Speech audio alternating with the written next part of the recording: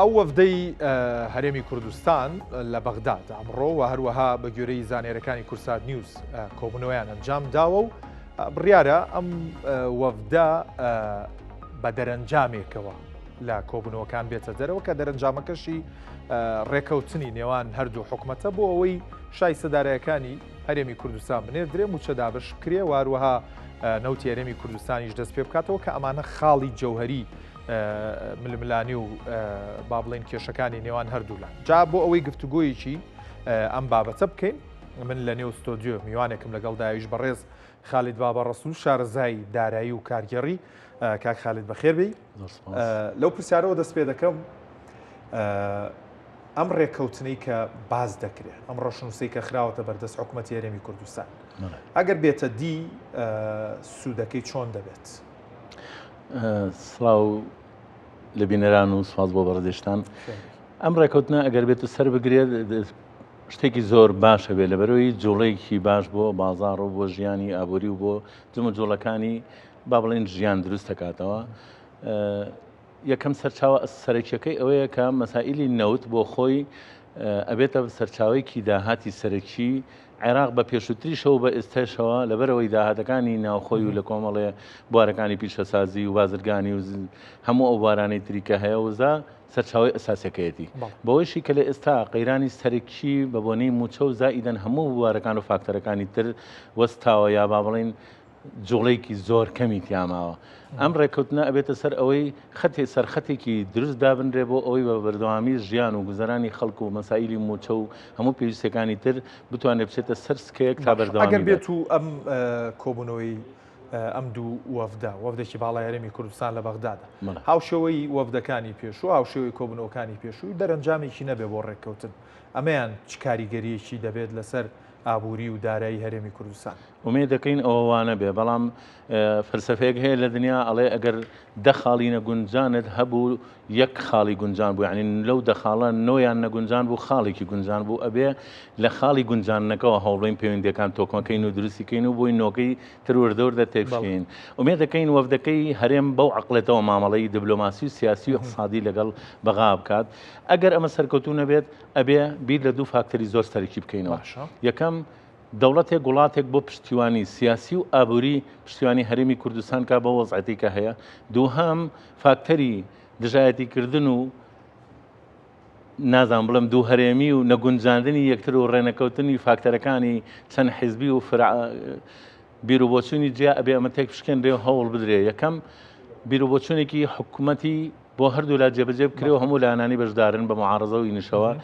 لە پاڵشە خاڵی سێهەم هێزێکی وا دروست بکرێت بۆ ئەوە ناشخەڕی مستەقبەلی بکەین بۆ ئەوەی پاراستن لە خۆمان بکەین لەو وەزعیەتە سیاسی کە هەیە. ئەم سێ فاکتەرە ئەبێتە هۆی ئەوەی کە بیر لەوە بکرێتەوە ژیان و گوزەرانی ئابووری خەڵک بەردەوام بێت و بتوانێت لەوە زیاتر پەکی نەکەوێ و حاڵەتی نائارامی و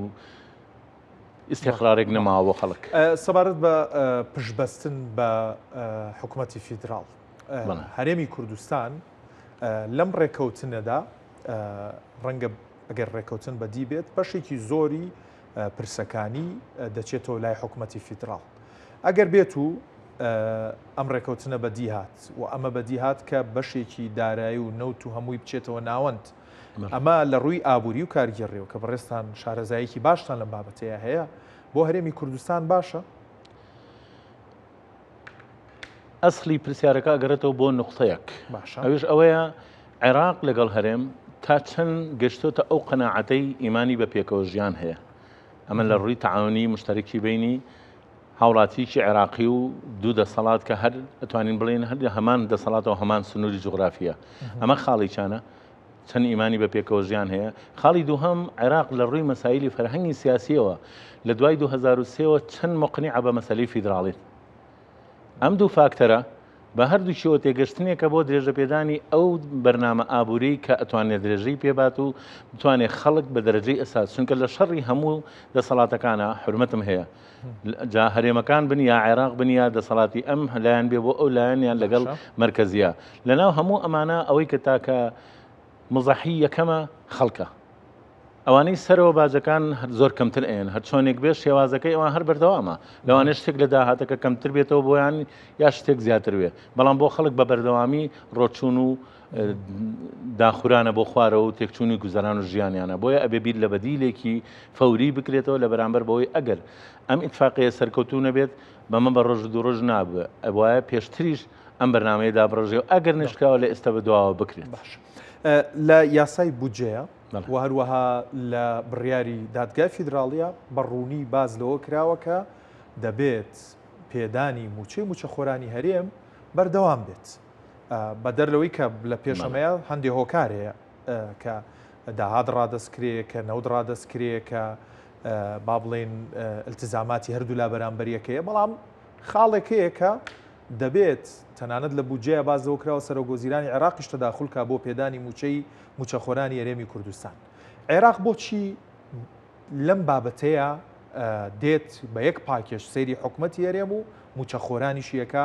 لانی کەم موچەی موچەخۆران نانێرێت زۆر دروستە پرسیارەکەی پێشوش هەر هەمان پرسیارە بۆیە من حەزەکەم لەگەڵا تەکمیلەی ئەوەت بۆ بکەمەوە ئەگەر من و تۆ یا هەر کەسێکە بشو بهێنین بە هەرێم و بەغا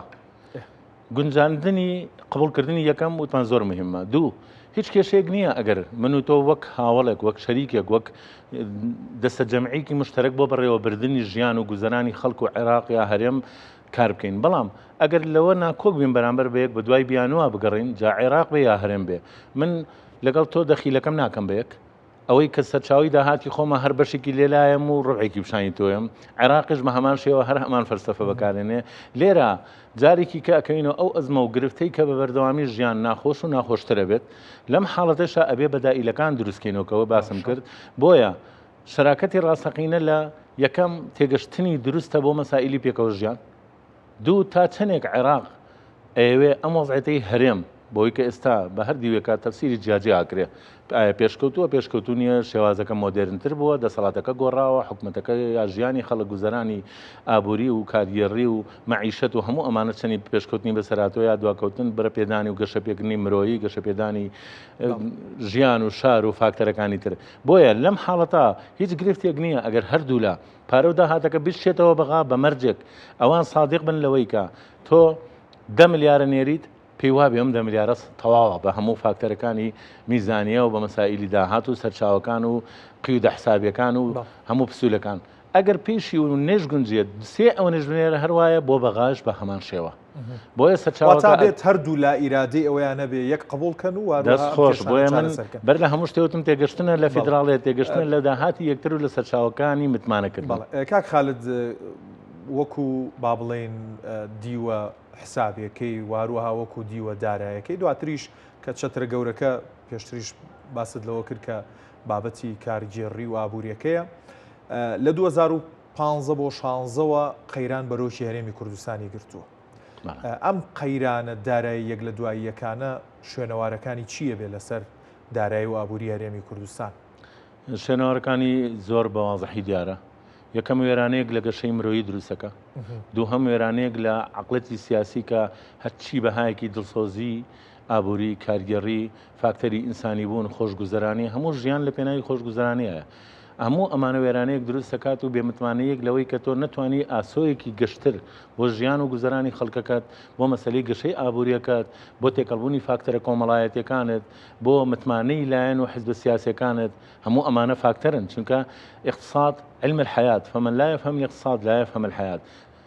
ئابووری زانستی ژیانە ئەوەی لە ئابووری نەگا لە ژیان ناگا وەرە هەر تاکی کەم کۆمەلگا لێەوە سەیری کە دوایی بین و سەردەسەڵات و حکومەت گیرفانی بەتاڵکەرەوە بزانم چۆن دەتوانێت پێوەری کۆمەڵایەتی و تێکەڵی و خزمایەتی و حتا خێز بەڕێوەبردنی خێزانەکەی خۆی بەڕێوەبردنی خودی خۆی ماهێت و کەسایەتی خۆی ببا بڕێوە ئەمە بۆ تاکەکان بۆ دەوڵەتی شەروایە تۆ لە کاتێکە ئەژنۆکانی تشکان بە ئابووری هەرچەند هیچ حیزبێکی سیاسی هیچ دەسەڵاتێکی حکومڕانیش کە ئەگەر لەسەر بنەما و پایە ئەساسیەکانی دەوڵەت بوون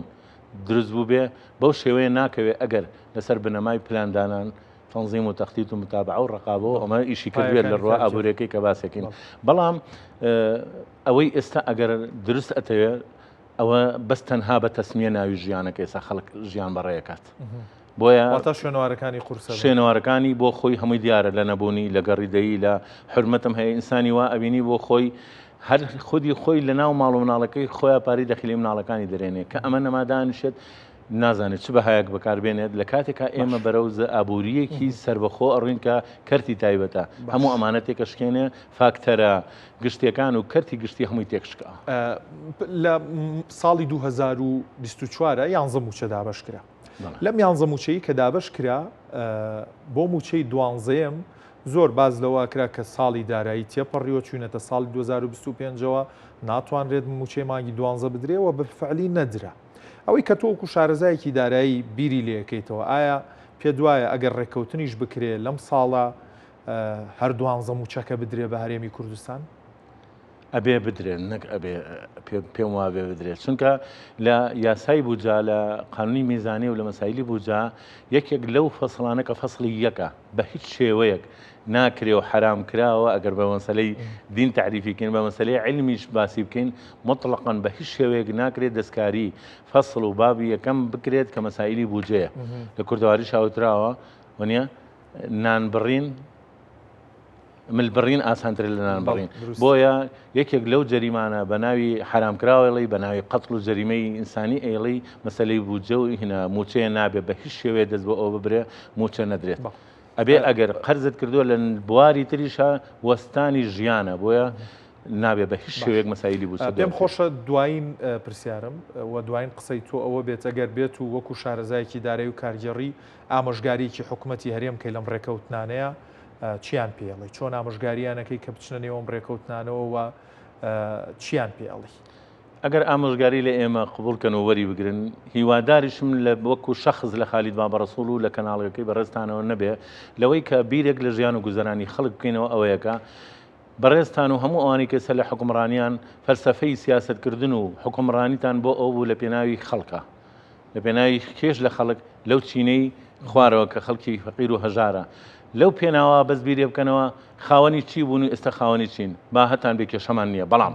لەبری لە سەدا سەد لە سەدا 90 لە سەدا هەشتا لە سەدا هەفتا با بەشێکی لە سەدا 20 بۆ ئەو خەڵکەتان بێکە لە پشتان بێ وەک پشتیوانی دوو هەوڵ بن بەدائیلی شیاوتان هەبێ سێ ئەگەرتانەوێ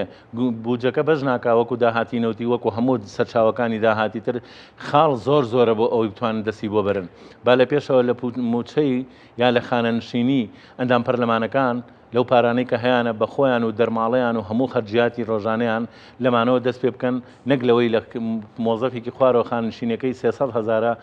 دەستخۆشی سەکراوە بە 500 بێ لەمەوە لێبڕین بیل لە لێبڕینکەیتەوە هەتاوەکو دەرەجەی یەکی وەزیفیش با دەست لە لێبڕین نەکەن هەموو ئەوانی تریان کە 7 ملیۆن و 10 ملیۆن و 12 ملیۆنیان هەیە یەکەم بە لێبڕینەکانی ئەمانە دەست پێ بکەن دووهەم ببورن چاوخشانەوە بکەن بە هەموو ئەو پلەمەدەنی و عسکەریانەی کە عینوانی وەزیفی خەیاڵی بەبێ ساڵی خزمەت و بەبێ شەهادە دراوە بە کۆمەڵانێک بوجەکە ئەمە قورسی کردووە کە ناتوانرێ بەردەوامی موچەی پێ بکەن دەست بۆ ئەوانە بەرن لەوێەوە چاکسازیە بکەن ئەمە خدوو خاڵی زۆر سەرەکیە بێەوە سێهەم هەوڵ بدرێ سیستەمی پەنجەمۆر کە لە هەولێر شتێک بێ و لە سلێمانی شتێک بێ و لە عێراق شتێک بێ بکرێ بە یەک سیستەم و لە پاڵ ئەمە کاتێک کە کاری لەسەر ئەکرێت بۆ ئەوی خەڵک دەرکەوێ 3 موچە 4 موچە 2 موچەی نەبێت کە ئێستا لەوانەیە لای کۆمەڵێک لە خەڵک مای نیگەرانی بێ کە منڵم خەڵک هەیە 3 معاش یا 4 معاشی هەبێ ئەم حاڵەتە حل بکرێ بۆ خۆی هەمووی داهاتە ئەگەڕێتەوە بۆ ناو ژیانی خەڵک لەسەر پێوەرەکانی بڕوانامە ساڵانی خزمەت ئێستش کۆمەڵی قەرارات هەیە زۆر ئاسانە تعدیلاتی تیا بکەی خەڵکێکە بە 4 ساڵی ئەندام پەرلەمانەوە ئەندامی ئەنجومەنەوە هی ئێرش و عێراقیش کە خانەنشینەکرێ ئەمە کفرە ئەمە جەریمەیە ئەمە تاوانی ئینسانیە لە ڕوانگەی دینی و دنیاییەوە هەرچەندمە خەتیب نیم فتوا بم حرامە و گوناحە بگەڕێتەوە سەر خزمەتی پێشووی وەزیفەکەی لە بری خانەنشین خالید بابەڕەسوڵ شارەزای دارایی و کارگەڕی سوپاس بۆ بەڕێستان مەمنونم بەڕێزی بەردەوام دەبین دەچینە بابەتێکی تر کە بابەتی گەنمی جوتیارانە دەستەی وەبەرێنانی هەرێم لە بانگەوازێکدا بۆ جوتیارانی هەرێم ڕایگەیاندووە بە فەرمانی سەرۆکی حکوومەتە و گەنمەی لە جوتیاران دەمێنێتەوە و لەلایەن بەغدادەوە وەرناگیرێت لە ڕێی دوو کۆمپانیاوە دەکردرێتەوە کە بە پێی جۆری گەنمەکە نرخی وەرگرتنەکەشی دەگۆڕێت لە ڕاگەیەنراوەکەدا ئاماژە بۆش کراوە کە پرۆسەی کڕینەوەی گەنمەکە لە 15 مانگەوە دەست پێ دەکات و بۆ ماوەی مانگێک بەردەوام دەبێت کڕینەوەی ئەم گەنمە ئەو گەنمانە دەگرێتەوە بەرهەمە گەرمیانە دەگرێتەوە کە لە هەرێمی کوردستان زیادەی بەرهەمی جوتیارانە وەزارەتی بازرگانی عێراق وەری نەگرتووە و ماوەتەوە. لێرەدا دەستێوە بەرهێنان بۆ نووسراوە بانگەوازێکی بۆ جوتیارانی هەرێمی کوردستان بڵاو کردوتەوە بازەوە دەکات کە گەنمەکانیان دەکردنەوە و دوو کۆمپانیایە شایستەدارایەکانیان پێدەدەن بەڵام نرخەکەی جیاوازە لە ئەو نرخەی کە حکوومەتی عێراق وەریگرتووە.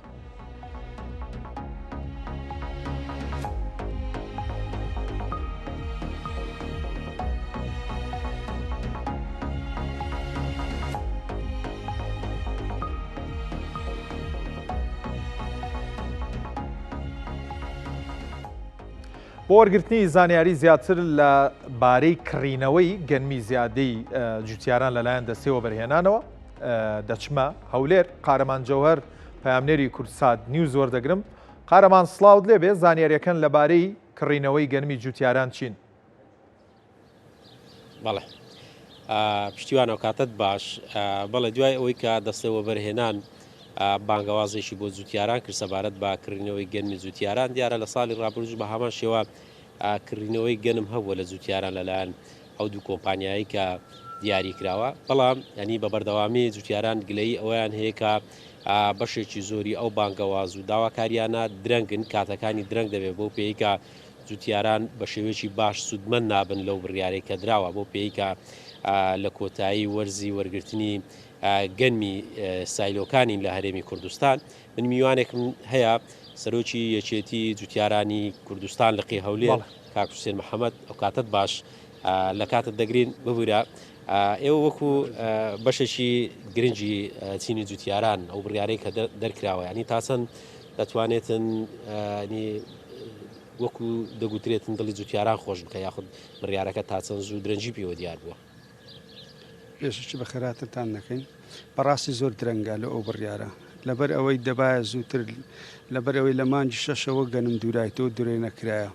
ئەوەی جوتیارە گەنمەکەی فرۆش لە بازار بە نرخەکی زۆر زۆر هەرزان، بە نرخی 400,000 425,000 هەتا 450,000 دینار. کەواتە ئێستا ئەوانەی کە جوتیاری ڕاستەقینەن گەنمەکانیان نمایە، زیاتر چوویتە دەستی بازرگانەکان و بازاری ڕەش، بەڵام نرخەکەشی زۆر کەمە. بەڕاستی ینی کارێکی باشە کە دەیکەن ئەو گەنمە لە جوتیاران وەردەگرن، بەڵام دەبایە بڕیارەکە زووتر بیتن و نرخەکەشی گونجاو بێ. ئێستا نرخی 550,000 دیناریان دانایە بۆ دەرەجەیەک. 550,000 دینار بەڕاستی لە بۆ جوتیار کەمە، لەبەر ئەوەی ئەو سار ئەو گەنمەی بەرهەم هاتیە هەمووی بەرئاو بووە بە حکمی ئەوەی مڕەشە و کارەبا و جوتیار مەسرەفەکی زۆری کردیا. کەواتە دەبایە نرخەکی هیچ نەبی نزیک باە لە ساری حکوومەتی عێراقی. ئەو نرخە زۆر زۆر کەمە، دەرەجە دووەکەشی 525,000. ئەو جا ئایا لە ئەوەی کە گەنمەکە خراپە یان باشە تا چڕادەیەک لەوەش لە نرخەکەی کەم دەکەنەوە، کەواتە لە بۆ جوتیار زۆر باش نییە بەڕاستی. ئێستا بەرەو کۆتایی دەچین لە وەرگرتنی گەنمی جوتیاران، ینی بە قۆناغەکانی کۆتایی ئەو بڕێ وەرگیراوە کەم بووە یاخۆت بەرهەمی جوتیاران لە چه ئاسێکدا بوو کە لە ڕووی هاتو نەهاتەوە کە دەگوترێتن؟ بەخۆی سارانە ئەو کێشە ڕوبەڕووی جوتیار دەبتەوە بەڕاستی. لە بۆ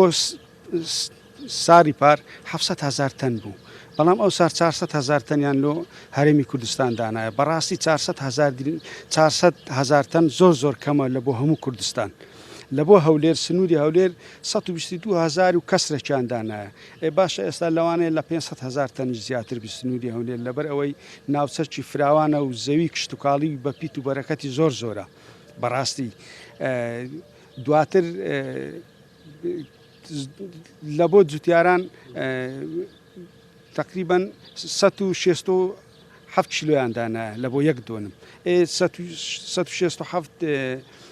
چیلۆ لە بۆ دۆنمەکی زۆر زۆر کەمە، لەوانەیە لە دۆنمەکی 1000 کیلۆبی بەڕاستی گەنمی جوتیاران، لەبەرەوەی ئاو درایە و خزمەت کرایە. کەواتە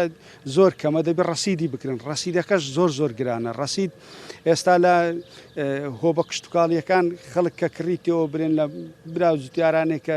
ڕەسیدەکانیان فرۆشتەوە گەنمەکانیان لە بازار ساخ کردەوە. بە 200,000 دینار 190,000 هەتا 200,000 دینار 200,000 دینار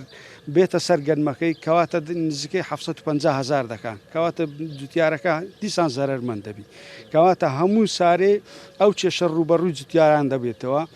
باشترین حل ئەوەیە وەزارەتی کشتتوکاڵ و وەزارەتی زراعە بەیەکەوە مانجی سێ بچن لە بۆ بەغدا لەبەر ئەوەی لەوێن دەرێ مانجی سێ خوتەدا دەدرێت کە خوتەیان دانا ئەو کاتی هەستەی هەرێمی کوردستان دادرێ هیچ جوتیارێک غەدری لێ ناکرێ و حکوومەتی هەرێمیش تووشی ئەو بینە و بەردەی نابیتن بەڕاستی لەبەرەوەی هەموو برا جوتیارەکان گلەییان لە وەسای ئێستاکەیە زۆر بەڕێزی پشتیوان ئەوەی کە سەرۆکی یەکێتی جوتیاران لە قێولێر باسی کرد حوسێن محەممەد ینی گرفتی جوتیاران ئەوەیە کە بڕیارەکە تاڕادەیەک درەنگ کەوتووە بۆ پێیکەوە بەشێکی زۆری جوتیاران پشتیوان لە ماوەی ڕابردوش بەدەواداچوون ماکرد بەشێکی زۆری جوتیاران ئەوەیە کە شوێنی هەڵگرتن و مانەوەی گەنمیان نییە بۆیە لە دوای دروێنە یاخود ئەو گەنمی کە دەیدورنەوە ئەنی پەلە دەکەن بیفرۆشنەوە لە بازارانی لە بازار ڕەشیش وەکو دەگوترێت لە دەرەوەی سایلۆکەکەکان بە نرخێکی زۆر کەمتر بوو ینی لە 400,000 بۆ 450,000 دنیا بەڵام ئێستا کەمێک زیاترە بەڵام ژمارە ئەو جوتیارانی کە سوودمەند دەبن لەم بڕیارە ژمارەکەیان کەمترە بە بەراورد بەو کاتێککە دروێنەی گەنم و زۆر لە هەرێمی کوردستان دەستی پێکردبوو. قارەمان جۆهەر سوپاس بۆ زانیاریەکانت. دەچمە سلێمانی لەم دوایانەیە لە پارێزگای سلێمانی بۆ کەمکردنەوەی ئەو فشارەی لەسەر شەقامەکانەیە دەست بە هەندێک پرۆژەی ئەندەرپاس واروەها کورسکردنەوەی ڕێگاکان کراوە. ئەمڕۆ ئەندەرپاسی والی لە شاری سلێمانی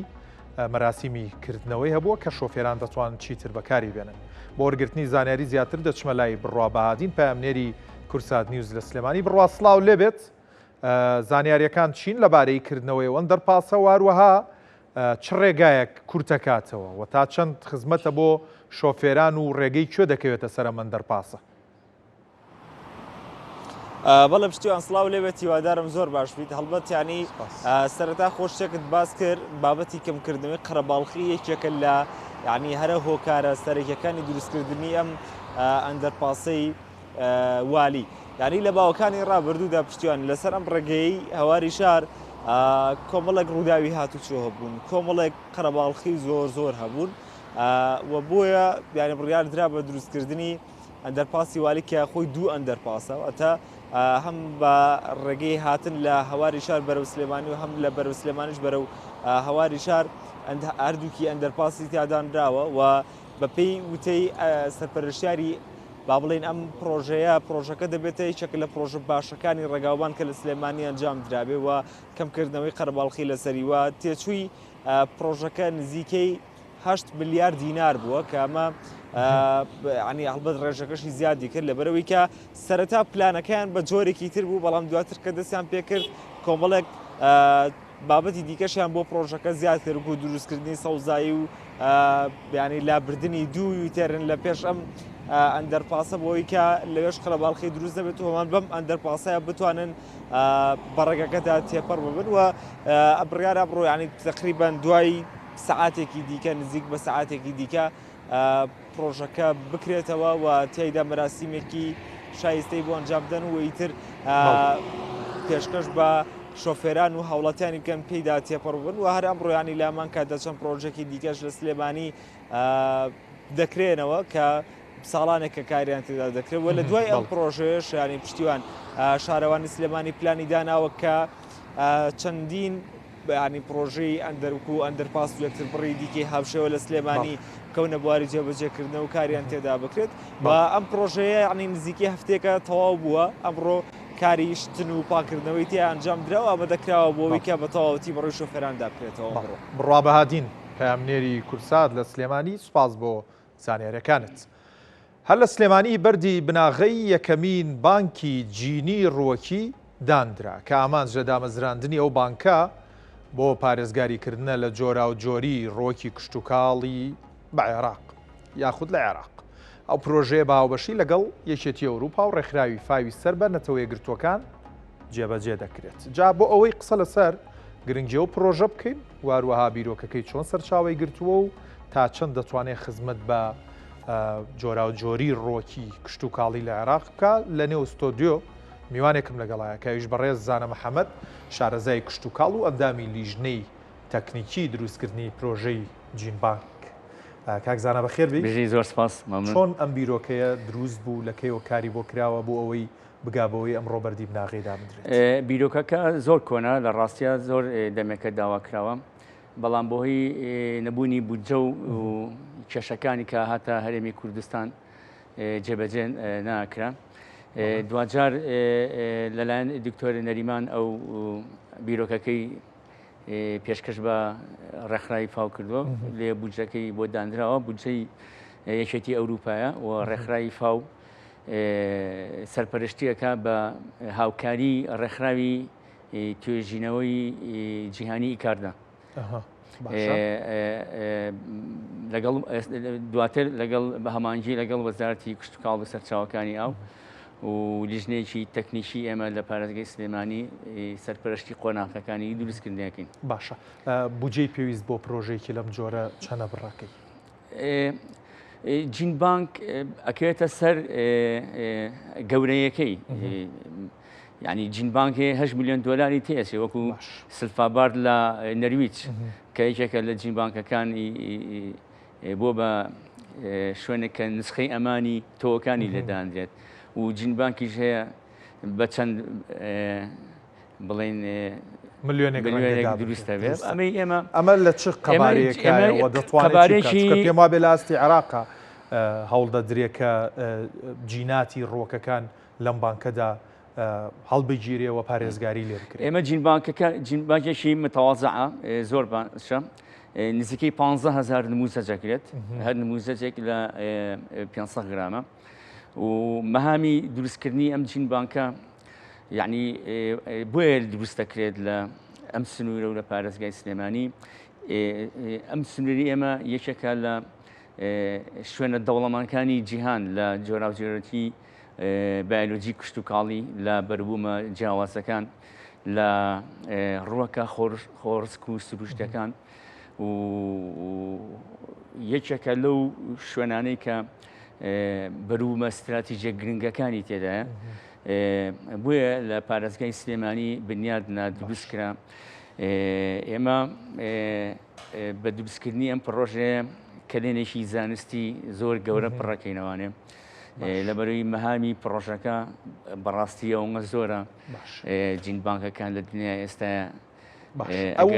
تۆوە ئەو جیناتی ڕووەکانی کە ئەهێنرێت لەم بانکەدا هەڵدەگیرێ یاخود توێژنەوەی لەسەر دەکرێت کێ بەم کارە هەڵەسێ؟ ئایا دەکرێت هەماهنگگی لەگەڵ ناوەندە ئاکادیمی و هەروەها کشت و کاڵی شارەکانی تیکە بکرێت؟ جینبانک لە دنیاە بەڕێوە برێت یان هاوکاریە کرێت ئیشی تیا کرێت بە هەموو ناوەندە زانستی حکوومیەکان بە هەموو ڕێکخراوە لۆکەڵی و جیهانەکان بە هەموو سنتەرەکانی توێژنەوەکانی جیهان و هەموو ئەو ڕێکخراوانی تایبەت کە بۆ جینبانک دروست بووە بە هەموو ئەمان ناتوانرێت ئیشی تا بکرێ و بەڕێوە ببرێت و بە شێوەیەکی زانستی تۆکانی تۆ کۆکرێتەوە بۆی بتوانێت مەهامە گرنگەکەی خۆی کە هەیەی کە یەکەم بۆ کەلتوری کشت و کاڵی ئەو سنوورەیە بیپارێزێ، دووەم بۆ پاڵپشتی توێژینەوەکان و دراساتەکانە کە بتوانن سنفی نوێ و تەرزی نوێ دروست بکرێت. ئێستا بۆ نمونە ئەگەر ڕوونکردنەوەیەکی بۆ بکەم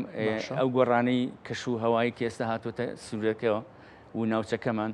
ئەو توانی کە لە ساڵانی ڕابردوو بەرهەمیان باش بوو ئێستادا ئەو بەرهەمیان نییە.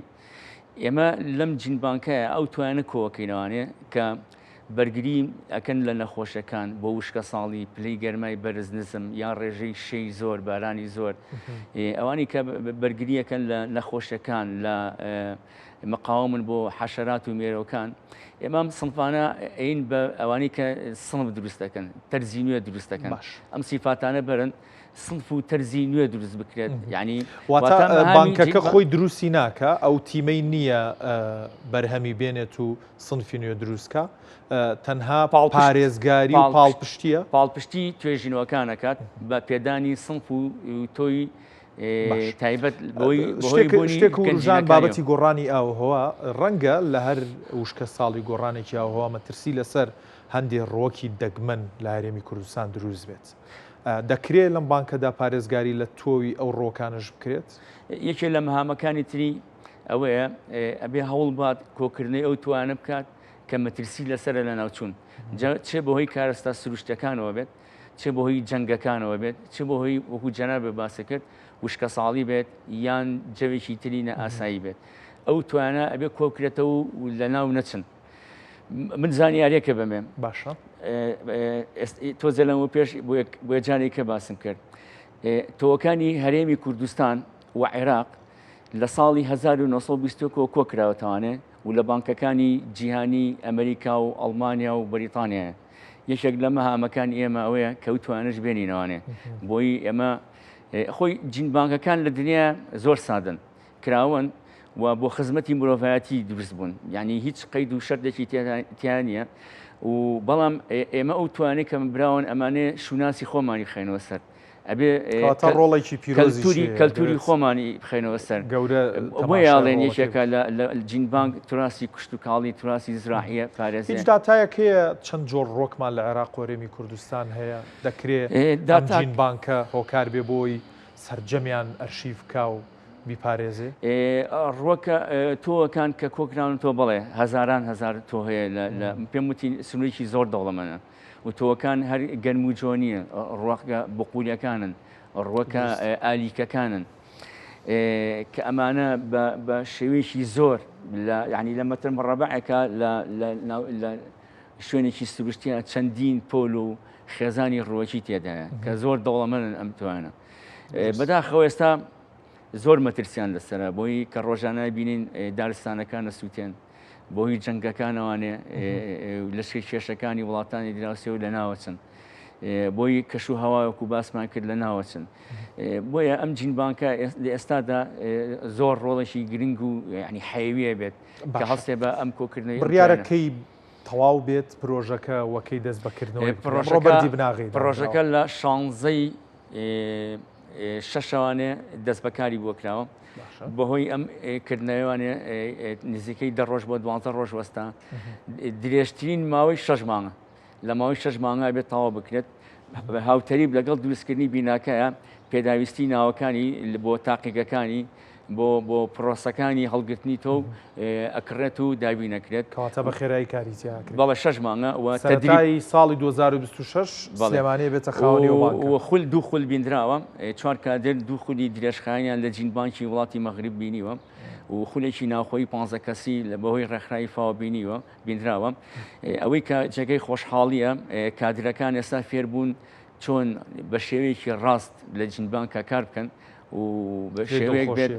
بەڵێ زۆر جێ دڵخۆشیە و هەموو لایەنە پەیوەنددارەکانی پارێزگای سلێمانی لە شارەوانی بە سپاس و زەریان بۆ دابین کردوین دایرەی فەرمانگەی کارەبا ئەوانەی کێتە سەر لایەنی خۆمان حکومی لە هەوڵان کارەباکەم بەردەوامەکەم بۆ ڕاکێشن. پێم وایە بەم پاڵپشتیانە ئەتوانین ئێمە وەکو عەرەبەکان ئەڵێن جینبانکێکی فعال دروست بکەین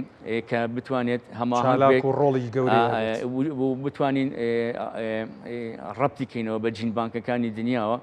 و هەرێمی کوردستان بخێنە سەر نەخشەی جیهانی جینبانکەکانی لە عێراقا ئەلەم بانکەبوونی هەیە یاخود دەبێت یەکەم لە ساڵی 1972 بۆ 76 جینبانکێک لە عێراقا هەیە بەڵام مۆدێرن نییە و لەگەڵ ئەمەیە هاوتەریب ڕینۆڤیشن لەوێ ئەکرێتەوە نێکردنەوە لەوێ هەیە گەنجینەکانیان گەورە بەڵام لە ئاسیا هەرێمی کوردستانە بێتە یەکەم جینبانک. ئەمەی ئێمە مۆدێرترە خەریتەی جوانترە باشترە نزیکە لە جینبانکێکی نمونەیی ئەوانێ و هیوادارین وەکوتم ئەو توانەی کە لە ساڵی 1920 براوە و ئەو شوێنانەی کە تۆوی تیا کۆنەکراوەوە ئێمە بۆ هەیە خولانی کە بینراوە هەموو شوێنەکان دیاری کراوە لەسەر نەخشە لە هەرێمی کوردستان شوێنێک تۆی تیا کۆنەکراوەوە ئەو شوێنانی کە تۆی تیاکراوەتوانێ و چ تۆیەکە هەمووی هاتوۆتە بەردەستمان هیواداری هەمووی گەورەی لە پێشە بەڵێ دڵنیاییەوانێ بە هیوای ئەوەی کە بیم بە جینبانکێکی خۆماڵی سروشتی و کەلتوری کوشت و کاڵی خۆمان بپارێزین. بەڕێز زانا محەممەد شارەزای کوشت و کاڵ و ئەندامی لیژنەی تەکنیکی دروستکردنی جین باک زۆر سپاس کە لەگەڵمان بوویت. ممنون سپاس. لە بابەتەکانی بەرووبوومی کشت و کاڵی دەمێنینەوە وەرزی پێگەیشتنی بەرووبوومی خۆماڵیە یەکێک لە جوتیارە نمونەیەکانی دۆک لەم ساڵدا زیاتر لە 5 جۆر میوە یاخود میوەی جۆرا و جۆری بەرەمێناوە و توانوێتی لە بازاردا ساغیان بکاتەوە بەڵام داوا دەکا حکومەت هاوکاری زیاتری جوتیاران بکات. دوکاندارێکی میوە فرۆشیش دەڵێت ئەگەر بەرووبوومی خۆماڵی هەبێت خەڵک بەرهەمی هاوردەکرا و ناکڕێت.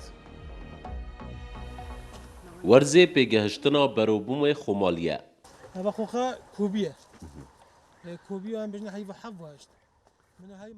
ولید ئێکژە جوتیارên نمونeyên parêzgeha Duhokê di evsala da şiya çendîn corên fêqî berhem bînît û di bazarî da sax biket. Lê dete diyarkirin pêdiviya hikûmet pitir harîkar bî digel cotyaran. بەهایمانێکە خۆ پێڕگەشتی ئەوە هەش بە دوێ بەهۆی وە سیگە حتاڵدەیەکی نۆمەتای خراپە باش بەسەکە ئەجنەبیجی هەرتە گومەی ژیا سەرژی کە ناوات بە هێش باشتر بوو بەس حتاڵدەیەکی بەرهەمێمە سیگەدا وەک فێقی ی خراپ نینە. Êkje dukandarên bazarê jî dibêjît eger berhemê xûmalî hebît xelik berhemên hawerdekirî nakirît. Doxwaziyet alemê ser berhemê xûmalî gelek e. Hindî berhemê xûmalî hebet alem berhemê xûmalî kir. Vegîlek we berhemê xûmalî nema berî ev mişmişe île daxwaziyek hebet alem kiret. Çünkü bê tama bes ya xûmalî bit çenda hîr bit bê ser û ber bit alem xweştir kiret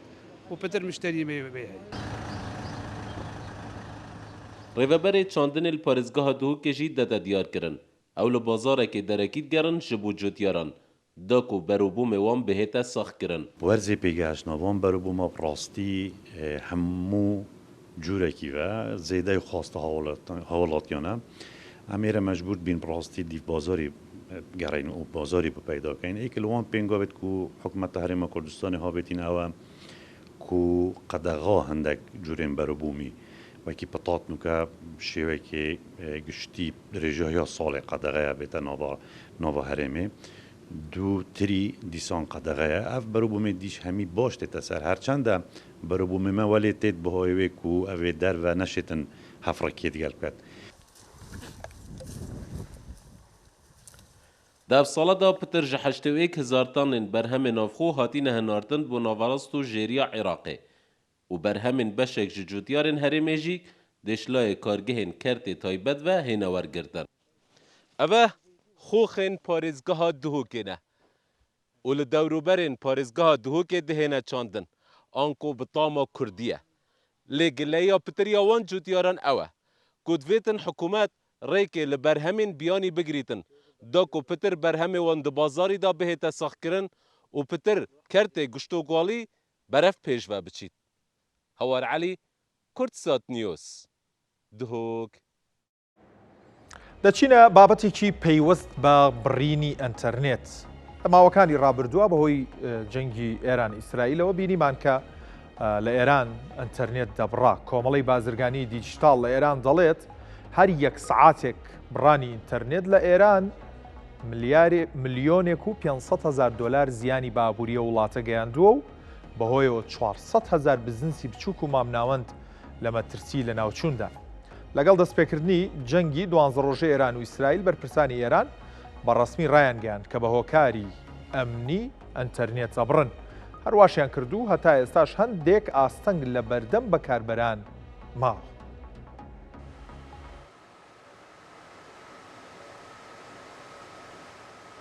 لە جیهاندا کە یەک چرکە پەیوەندی یەکسانە بە ملیۆنان دۆلار سوڕی دارایی، یەک سەعات بڕانی ئینتەرنێت دەتوانێت بە قەدەر تەقینەوەیەکی ژێرخانی زیان بە دوای خۆی دابهێنێت. ئەوە ئەزموونی ئێرانە لە ماوەی جەنگی 12 ڕۆژە لەگەڵ ئیسرائیل. جەنگێک کە تەنها لە سنوورەکاندا قەتیس نەمایەوە و کێبڵەکان و ژێرخانی پەیوەندیەکانیشی تێپەڕاند. بڕان و سنووردارکردنی بەرفراوانی ئینتەرنێت لە ئێران لە ماوەی جەنگی 12 ڕۆژەدا تەنها هەڕەشەیەکی ئەمنی نەبوو، بەڵکو شۆکێکی بێوێنەش بوو بۆ شادەماری ئابووری دیجیتاڵیە وڵاتە. هەر لەم پەیوەندیەدا کۆمەڵی بازرگانی دیجیتال لە ئێران لە نامەیەکی کراوەدا بۆ وەزیری پەیوەندیەکان و بەڕێوەبەرانی کۆمپانیای پەیوەندیەکانی ئێران دەڵێت بڕان و سنووردارکردنی ئینتەرنێت زیانی بێوێنەی لە پەیکەرەی ئابووری دیجیتاڵی وڵاتداوە و داوایان کردووە ئاستەنگەکان بە زووی چارەسەر بکرێن. کۆمەڵەکە ڕایگەاندووە لە خەمڵاندنێکی گەشتبینانەدا 1 سەعات بڕانی ئینتەرنێت زیاتر لە 1,500,000 دلار زیانی بەدوای خۆی دادەهێنێت و جەختی لەوە کردوێتەوە کە زیاتر لە 400,000 بزنسی بچووک و مامناوەند مەترسی نێناوچوونیان لەسرە کە ملیۆنان دۆلار هاوڵاتی ئێرانی بۆ بژێوی پشتیان پێدەبەستن. بەرپرسان ئێران لەگەڵ دەستپێکردنی جەنگەکە ڕایانگەن کە بە هۆکاری ئەمنی ئینتەرنێت ئەبڕن و هەتا کۆتایی جەنگەکە بڕانەکە بەردەوام بوو. ڕۆژانی دواییش هەندێک ئاستەنگ کە بە ئەنقەست دروست ببوو چارەسەر نەکراوە. ساڵی ڕابردوو لە ڕیزبەندی ئازادی ئینتەرنێتیدا لە پلەکانی کۆتاییدا بووە و بە گوێرەی دوایین راپۆرتەکان لە 84 هاوڵاتیان بۆ بەکارهێنانی تۆڕە کۆمەڵاتیەکان و بەکارهێنانی ئازادانی ئینتەرنێت VPNەکان بەکاردەهێنن. ئەوەی ڕوونە بڕانی ئینتەرنێت ئێستا تەنها ڕێکارێکی ئەمنی نییە، بەڵکو بەواتای ڕاگیرانی بەرهەمهێنان بڕانی داهات و نەمانی متمانی بەکاربەرانە.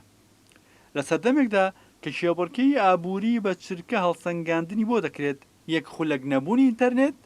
هەنگاوێک پاشەکشەیە لە گۆڕەپانی پێشکەوتن و پەرەپێدانی ئابووری. هەندێک لە ئابووریناسان لەو بارەیەوە دەڵێن باشترە بەرپرسانی جیهان لە کاتی قەیرانەکاندا وەک مەترسیەکی ئەمنی لە ئینتەرنێت نەڕوان و وەک شادەماری ئابووری نوێ لێ بڕوانن. هەڵبەتە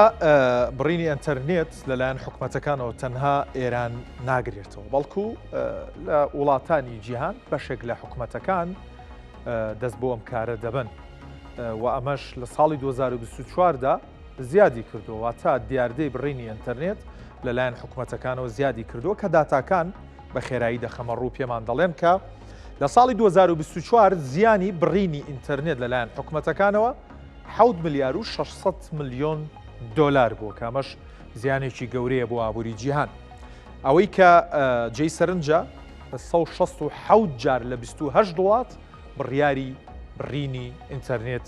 دراوە. ئەگەر سەعاتەکانی وڵاتەکان کۆ بکەیتەوە 1970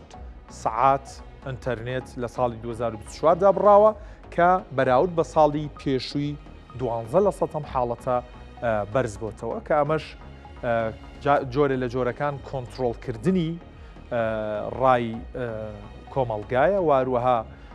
دەستبردنە بۆ بڕینی ئینتەرنێت بۆی پەیوەندی نێوان تاکەکانی کۆمەلگا بە شێوەیەکی خێرا نەڕوە. هەندێک هۆکاری تریشن کە دواتر باسی لێ دەکەم. ئەوانەی کە زەرمەند بوون زیاتر لە 640 ملیۆن کەس بۆ لە ئاستی جیهاندا. ئەو وڵاتانی کە گەورەترین با بڵێن زەرمەند بوون بەهۆی بڕینی ئینتەرنێتەوە بەم جۆرە ڕیزبەندی کراون. لە پاکستان زۆرترین جار لە ساڵی 2024 ئینتەرنێت بڕاوە کە 1 ملیار و 600 ملیۆن دلار زیانی پێگەیشتووە. لە میانمار 1 ملیار و 500 ملیۆن دلار زیان بووە، واروەها سوودانیش ئینتەرنێتی زۆر تیادا بڕاوە کە 1 ملیار و 200 ملیۆن دلار زیانی بەرکەوتووە. ڤەنزوێلا 1 ملیار و 200 ملیۆن دلارە، واروەها بەنگلادیش 796 ملیۆن دلارە. سەبارەت بە زیانی ساڵانە ئەگەر تەماشا بکەین لە ساڵی 2019 8 ملیار دلار بوو. ئەمە ئەم زیانە زیانی بڕینی ئینتەرنێتە. لە ساڵی 2024 کەم بۆتەوە بۆ نیوە، لە ساڵی 2020 ببورن ڕەنگە زیاتر بەهۆی کۆرۆناوە بوو بێت. لە ساڵی 2021 جارێکی تر بەرز بۆتەوە بۆ 5.6 ملیار دلار. لە ساڵی 2023 ڕێژەکەی زۆر بەرز بووە، زیانی بڕینی ئینتەرنێت 24 ملیار و 600 ملیۆن دلار بووە. لە ساڵی 2023 9 ملیار دلار بووە. لە ساڵی 2024 7 ملیار و 900 ملیۆن دلار بووە، کامە زیانی ساڵانەی بڕینی ئینتەرنێتە. بەڵام لە ساڵی 2024 سەعاتەکانی بڕینی ئینتەرنێت زیاتر بووە بەراورد بە ساڵی 2023. هۆکارەکان چین بە خێرایی پێتان بڵێم لە ئاسیا زیاترین هۆکارەکان ناکۆچین ململانی ناوخۆی، واروەها هەڵبژاردنەکان یەکێکی تر لە هۆکاران کە ئینتەرنێتیایدا دەبڕترێ، واروەها ڕێژەیەک لە ئاسیا کودەتای سەربازی. ئەگەر تەماشای دابشکاریەکە بکەن ناکۆچیەکان با بڵێن هەڵبژاردنەکان زۆرترینە، ناکۆچیەکان لە دوایەوە دێ، واروەها خۆپشاندانیش هۆکارێکی گەورەی بڕینی ئەنتەرنێتە لایەن حکوومەتەکانەوە لە ئاسیا چەند هۆکارێکی ترن کۆنتترۆلکردنی زانیاریە کودەتای سەربازیە و تاقیکردنەوەکان شەکە ئەویان بەرەوکی عێراق و هەرێمی کوردستان دەگرێ چەند کیشوەرێکی ترما بوو بەس بە خێرایی من تەنها باسی ئاسیام کرد چکە پێم وابێ کاتم نەماوە ئەوەی کە زیاتر داخراوە تویتەر بووە بە دوایدا تیکتۆک سیگنال کە تۆڕێکی پەیوەندیکردنە فەیسبوک ئینستاگرام واتساپ تیلیگرام و یوتوب و کلب هاوس بەڵام تۆڕی ئێکس تویتەر زۆرترین داخستنی هەبووە سەبارەت بە عێراق لە عێراق لە ئاستی گیاندا ڕیزبەندی حوتەمی گرتووە دۆخی زۆر باش نییە لە بڕینی ئەنتەرنێتە سەعاتەکانی 122 سەعات بووە زیانی بڕینی ئەنتەرنێت بە 229 میلیۆن دلار دەخەمڵێنرێت زیان لە کەوتوانیش 36 میلیۆن 200,000 کەسن لە عێراق بۆچی ئەنتەرنێت دەبڕێت لە عێراق وەرێمی کوردستان یەکێ لە هۆکارە سەرەکیەکان ئەوەیە کە تاقیکردنەوەکان دەکرێت بۆ ئەوەی پرسیارەکانی تاقیکردنەوەکان ئاڵ و گۆڕی پێ نەکرێەوە نەنێردرێ لە کاتی تاقیکردنەوەکاندا چەند کاتژمێرێک پێشەوە ئەنتەرنێت دەبڕن هەتاوەکو دەستپێکی تاقیکردنەوەکان ئەمانە گرنگترین هەواڵابوووریەکانی ڕۆژ بوون خواتان لەگەڵ.